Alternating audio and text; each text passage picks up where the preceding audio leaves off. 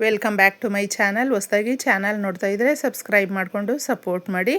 ಸಚ್ಚಿದಾನಂದ ಸಾಯಿನಾಥ್ಗೆ ನಮಸ್ಕಾರ ಮಾಡುತ್ತಾ ಸಾಯಿನಾಥರ ಅನುಗ್ರಹ ಎಲ್ಲರ ಮೇಲೂ ಇರಲಿ ಅಂತ ವಿಡಿಯೋ ಪ್ರಾರಂಭ ಮಾಡ್ತಾ ಇದ್ದೀನಿ.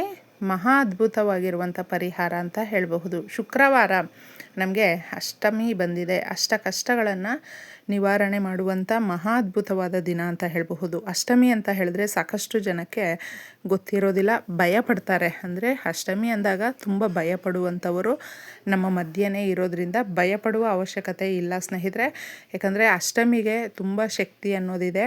ಈ ದಿನ ಮಾಡುವಂಥ ಪೂಜೆ ಪರಿಹಾರ ಯಾವುದೇ ಆಗಿರಬಹುದು ನಮಗೆ ಉತ್ತಮವಾದಂಥ ಫಲವನ್ನು ಕೊಡುತ್ತೆ. ನಾವು ನಮ್ಮ ಜೀವನದಲ್ಲಿ ಜಯವನ್ನು ಸಾಧಿಸೋದಕ್ಕೆ ಅದ್ಭುತವಾದ ದಿನ ಅಂತ ಕೂಡ ಹೇಳಬಹುದು. ಈ ದಿನ ಕಾಲವನ್ನು ನಿರ್ಣಯ ಮಾಡುವಂಥ ಕಾಲಭೈರವನನ್ನು ಪೂಜೆ ಮಾಡೋದರಿಂದ ಯಥೇಚ್ಛವಾದಂಥ ಲಾಭವನ್ನು ಕಂಡುಕೊಳ್ಬಹುದು. ಯಾರಿಗೆ ತುಂಬಾ ಶತ್ರುಗಳ ಕಾಟ ಇರುತ್ತೆ ನೋಡಿ, ನೆಮ್ಮದಿ ಅನ್ನೋದು ಇರೋದಿಲ್ಲ, ಆಸ್ತಿಗಳ ವಿಚಾರದಲ್ಲಿರಬಹುದು, ದುಡ್ಡು ಕಾಸಿನ ಸಮಸ್ಯೆ, ಯಾವುದೇ ರೀತಿಯಲ್ಲಿ ಕೂಡ ಶತ್ರುಗಳು ನಮಗೆ ತುಂಬ ಸಮಸ್ಯೆಯನ್ನು ತಂದೊಡ್ತಾ ಇದ್ದಾರೆ ಅಂತ ಯಾರಿಗನ್ಸುತ್ತೆ ಅಂತಹವರು ಕಾಲಭೈರವನ ದೇವಸ್ಥಾನದಲ್ಲಿ ನೀವು ಏನಾದರೂ ಒಂದು ಪೂಜೆ ಮಾಡ್ಕೊಂಡು ಬರುವಂಥದ್ದು, ದೀಪಾರಾಧನೆ ಮಾಡ್ಕೊಂಡು ಬರುವಂಥದ್ದು, ಕೂಷ್ಮಾಂಡ ದೀಪವನ್ನು ಹಚ್ಚಿ ಬರುವಂಥದ್ದು ವಿಶೇಷವಾದ ಫಲಗಳನ್ನು ಕೊಡುತ್ತೆ. ನೆನ್ಪಿಟ್ಕೊಂಡು ಮಾಡ್ಕೊಳ್ಳಿ. ಅಕಸ್ಮಾತ್ ಆಗಲಿಲ್ಲ ಅಂತ ಹೇಳಿದ್ರೆ ನೀವು ಸಾಕಿದ ನಾಯಿ ಇರಬಹುದು ಅಥವಾ ಬೀದಿ ನಾಯಿಗಳಲ್ಲಿ ತುಂಬಾ ಅವುಗಳಿಗೆ ನಾವು ಆಹಾರವನ್ನು ಕೊಡಬಹುದು. ಅದರ ಜೊತೆ ಇದನ್ನು ಗಮನದಲ್ಲಿಟ್ಕೊಳ್ಬೇಕು. ಈಗಿನ ಒಂದು ಕಾಲಮಾನದಲ್ಲಿ ನಾವು ಯಾವುದಕ್ಕೂ ಧೈರ್ಯ ಮಾಡೋದಕ್ಕಾಗೋದಿಲ್ಲ. ಬೀದಿ ನಾಯಿಗಳು ಕೂಡ ಕಚ್ಚೋದಕ್ಕೆ ಹಾನಿ ಮಾಡೋದಕ್ಕೆಲ್ಲ ಬರುತ್ತೆ. ನೋಡಿಕೊಂಡಿದೆ ಹುಷಾರಾಗಿ ನಾವು ಮಾಡ್ಕೊಳ್ಬೇಕಾಗುತ್ತೆ ಇದನ್ನು. ಇನ್ನು ಏನೋ ಪರಿಹಾರ ಹೇಳ್ತಾ ಇದ್ದೀವಿ, ನಾಯಿಗಳಿಗೆ ಆಹಾರವನ್ನು ಕೊಡಿ ಅಂತಂದ್ಬಿಟ್ಟು, ಆದರೆ ಅದೆಲ್ಲನೂ ಕೂಡ ಸ್ವಲ್ಪ ಬೀದಿ ನಾಯಿಗಳು ಕಚ್ಚೋದು ಆ ಥರ ಎಲ್ಲ ಇರುತ್ತೆ, ನೋಡಿಕೊಂಡು ಮಾಡ್ಕೊಳ್ಳಿ. ಇನ್ನು ಮುಖ್ಯವಾಗಿ ಈ ರೀತಿಯ ದೀಪಾರಾಧನೆ ಮನೆಯಲ್ಲಿ ಹಚ್ಚೋದ್ರಿಂದ ನಮ್ಮ ಮನೆಯಲ್ಲಿ ಇರುವಂಥ ನಮಗೆ ಆ 8 ದಿಕ್ಕುಗಳಿಂದ ಏನೇ ಸಮಸ್ಯೆಗಳು ಬರೋದಿದ್ರೂ ಕೂಡ ಬರಲ್ಲ. ಧೈರ್ಯವಾಗಿ ಇರಬಹುದು, ಆರೋಗ್ಯವಂತರಾಗಿರಬಹುದು, ಐಶ್ವರ್ಯವಂತರಾಗಿರಬಹುದು. ಏನೇ ಕಷ್ಟ ಬಂದರೂ ಕೂಡ ಅದನ್ನು ನಾವು ಹೋಗಲಾಡಿಸುವಂಥ ಆತ್ಮಸ್ಥೈರ್ಯ ಅನ್ನೋದು ನಾವು ನಂಬಿದಂಥ ನಮ್ಮ ಭಗವಂತನು ನಮಗೆ ಒಂದು ರೂಪದಲ್ಲಿ ನಮಗೆ ಕರುಣಿಸ್ತಾನೆ ಅಂತ ಹೇಳಬಹುದು.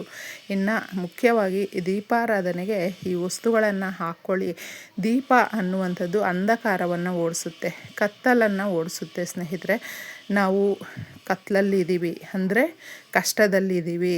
ಆ ಕಷ್ಟದಿಂದ ಯಾರು ನಮ್ಮನ್ನು ಕೈ ಎತ್ತುತ್ತಾರೆ, ಪಾರು ಮಾಡ್ತಾರೆ, ಕೈ ಹಿಡ್ಕೊಳ್ತಾರೆ, ಈ ಥರ ನಾವು ನಮ್ಮ ಭಗವಂತನಲ್ಲಿ ನಂಬಿಕೆ ಇಡ್ತೀವಲ್ವ. ಎಲ್ಲ ದಾರಿಗಳು ಮುಚ್ಚೋದಾಗ ನಾವು ನಂಬಿದಂಥ ದೇವರು ನಮ್ಮ ಕೈ ಬಿಡೋದಿಲ್ಲ.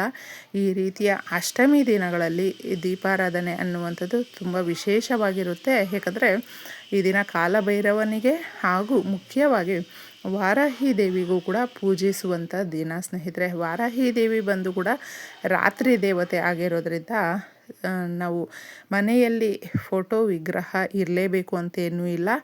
ಆ ತಾಯಿಯ ನಾಮಗಳನ್ನು ಹೇಳಿಕೊಂಡು ದೀಪಾರಾಧನೆ ಮಾಡಿದ್ರೂ ಕೂಡ ವಿಶೇಷವಾದ ಫಲಗಳು ಸಿಗುತ್ತೆ. ದೀಪಾರಾಧನೆ, ಪೂಜೆ ಇದೆಲ್ಲವೂ ಕೂಡ ನಮ್ಮ ಕಷ್ಟಗಳನ್ನು ಪರಿಹಾರ ಮಾಡುತ್ತೆ. ಸಾಕಷ್ಟು ಜನ ಅಂದ್ಕೊಳ್ತಾರೆ ನಾವು ಈ ಪರಿಹಾರ ಮಾಡಿದ್ದೀವಿ, ಏನೂ ರಿಸಲ್ಟ್ ಬಂದಿಲ್ಲ ಅಂತ. ಒಂದು ಸಾರಿ ಮಾಡಿ ಸುಮ್ಮನೆ ಆಗಿಬಿಟ್ರೆ ಆಗೋದಿಲ್ಲ.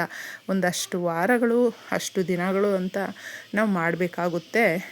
ನಮ್ಮ ಕಷ್ಟಗಳು ಅಷ್ಟು ಈಸಿಯಾಗಿ ಹೋಗೋದಿಲ್ಲ. ಆದರೆ ಒಂದು ಸಾರಿ ಭಗವಂತನ ಆಶೀರ್ವಾದ ಸಿಕ್ಕಿದ್ರೆ ಎಲ್ಲವೂ ಕೂಡ ನಮಗೆ ಸುಲಲಿತವಾಗಿ ನಡೆಯುತ್ತೆ ಸ್ನೇಹಿತರೆ. ಗಮನದಲ್ಲಿಟ್ಕೊಳ್ಳಿ.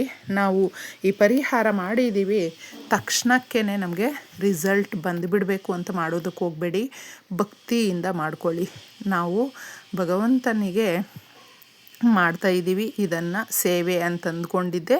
ಈ ದೀಪಾರಾಧನೆಗೋಸ್ಕರ ನೀವು 5 ರೂಪಾಯಿ ಕಾಯಿನನ್ನು ಚೆನ್ನಾಗಿರುವಂಥದ್ದನ್ನು ಒಂದು ತಗೊಳ್ಳಿ. ಗೋಲ್ಡ್ ಕಾಯಿನಲ್ಲಿರುವಂಥದ್ದು ಅರಿಶಿಣದ ನೀರಲ್ಲಿ ತೊಳೆದು ಇಟ್ಕೊಳ್ಬೇಕಾಗುತ್ತೆ. ಇನ್ನು ಏಲಕ್ಕಿಯನ್ನು ತಗೊಳ್ಬೇಕು ಸ್ನೇಹಿತರೆ. ಏಲಕ್ಕಿ ಯಾವಾಗಲೂ ಅಷ್ಟೇ ಲಕ್ಷ್ಮೀ ದೇವಿಗೆ ಇಷ್ಟವಾಗುವಂಥದ್ದು. ಶ್ರೀ ಮಹಾವಿಷ್ಣುವಿಗೂ ಕೂಡ ಸುಗಂಧಭರಿತವಾಗಿರುತ್ತಲ್ವ, ಯಾವ ಜಾಗದಲ್ಲಿ ಸುಗಂಧ ತುಂಬಿಕೊಂಡಿರುತ್ತೋ ಆ ಜಾಗಕ್ಕೆ ಅಲಕ್ಷ್ಮಿ ಬರೋದಿಲ್ಲ. ಅದಕ್ಕೆ ನಾವು ಅಲಕ್ಷ್ಮಿಯನ್ನು ಓಡಿಸೋದಕ್ಕೆ ಮುಖ್ಯವಾಗಿ ಅಂದರೆ ನಕಾರಾತ್ಮಕವಾಗಿರುವಂಥದ್ದು ಕಷ್ಟ, ಬಾಧೆ, ಬಡತನ, ಕಣ್ಣೀರು ಇವುಗಳನ್ನು ತೊಲಗಿಸುವಂಥ ವಸ್ತುಗಳು ಇದಾಗಿರೋದ್ರಿಂದ ತಗೊಳ್ಳಿ. 1, 3, 5 ಈ ರೀತಿ ತಗೊಳ್ಳಿ. ಇನ್ನು ಕುಂಕುಮ ಅನ್ನುವಂಥದ್ದು ಶ್ರೀ ಮಹಾಲಕ್ಷ್ಮಿಗೆ, ದುರ್ಗಾದೇವಿಗೆ ತುಂಬ ಶಕ್ತಿ ಕೊಡುವಂಥದ್ದು, ಇಷ್ಟಪಡುವಂಥದ್ದು ಸ್ನೇಹಿತರೆ. ಅದಕ್ಕೆ ಕುಂಕುಮವನ್ನು ಸ್ವಲ್ಪ ತಗೊಳ್ಳಿ. ಈ ಥರ ಇಷ್ಟನ್ನು ನಾವು ದೀಪಕ್ಕೆ ಹಾಕಬೇಕು. ದೀಪ ಹಚ್ಚುವಾಗ ಚಿಕ್ಕದಾಗಿ ಪ್ಲೇಟ್ ಇಟ್ಟಿರ್ತೀವಲ್ವ, ಪ್ಲೇಟ್ ಇಡಿ. ಎಲೆಗಳನ್ನು ನೀವು ಅಕಸ್ಮಾತು ಪ್ಲೇಟ್ ಇಲ್ಲ ಅಂತ ಹೇಳಿದ್ರೆ ಯಾವುದಾದ್ರೂ ಪರವಾಗಿಲ್ಲ, ಎಲೆಗಳನ್ನು ತಗೊಂಡು ಬಂದು ಕೂಡ ದೀಪದ ಕೆಳಗೆ ಇಡಬಹುದು. ಡೈರೆಕ್ಟಾಗಿ ದೀಪಗಳನ್ನು ನಾವು ನೆಲದ ಮೇಲೆ ಹಾಗೆ ಇಡಬಾರ್ದು.